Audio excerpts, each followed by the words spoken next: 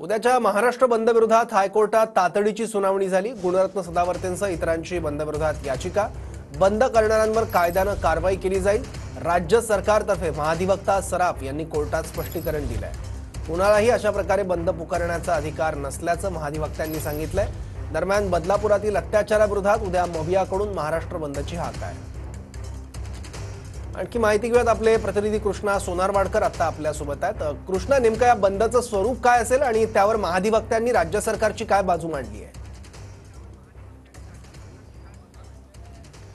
सौरभ, आपण पाहतो की बदलापुरातल्या घटनेनंतर महाविकास आघाडीनं हा बंद पुकारलेला आहे आणि उद्या संपूर्ण महाराष्ट्र बंदची हाक देण्यात आलेली आहे। मात्र हा महाविकास आघाडीनं पुकारण्यात आलेला बंद हा पूर्णपणे बेकायदेशीर असल्याचं म्हणत ॲडव्होकेट गुणरत्न सदावर्ते आणि आणखी काही जणांनी मुंबई हायकोर्टामध्ये याचिका दाखल केलेली आहे। त्यावरती आता सकाळी सुनावणी पार पडली। मात्र ही सुनावणी सविस्तर सुनावणी जी आहे ती दुपारच्या सत्रामध्ये म्हणजे 2:30 वाजता घेण्याचं निश्चित करण्यात आलेलं आहे।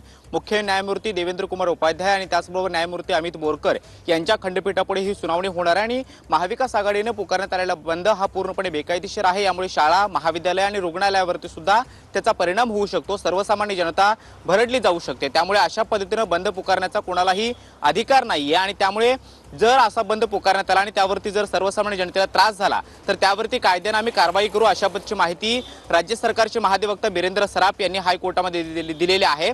मात्र सुप्रीम कोर्टाच्या गाईडलाईन्स आहेत आणि जर तुम्ही कारवाई करण्याचं तुम्ही ठरवलेलंच आहे तर कोर्टाला यामध्ये का खेचताय असाही सवाल मुंबई हायकोर्टाने उपस्थित केलेला आहे। मात्र तरी सुद्धा या सगळ्या याचिकेची दखल घेत दुपारच्या सत्रामध्ये 2:30 वाजता यावरती सुनावणी होणार आहे। त्यामुळे मुंबई हायकोर्टामध्ये राज्य सरकार कशा पद्धतीचं मत मांडतं आणि सदावर्ते काय भूमिका मांडतात हे पाहणं महत्त्वाचं ठरेल आणि त्यानंतर मुंबई हायकोर्ट या बंदच्या अनुषंगाने काय निर्णय देतं हे पाहणं महत्त्वाचं असणार आहे। कृष्णा, धन्यवाद या माहितीबद्दल।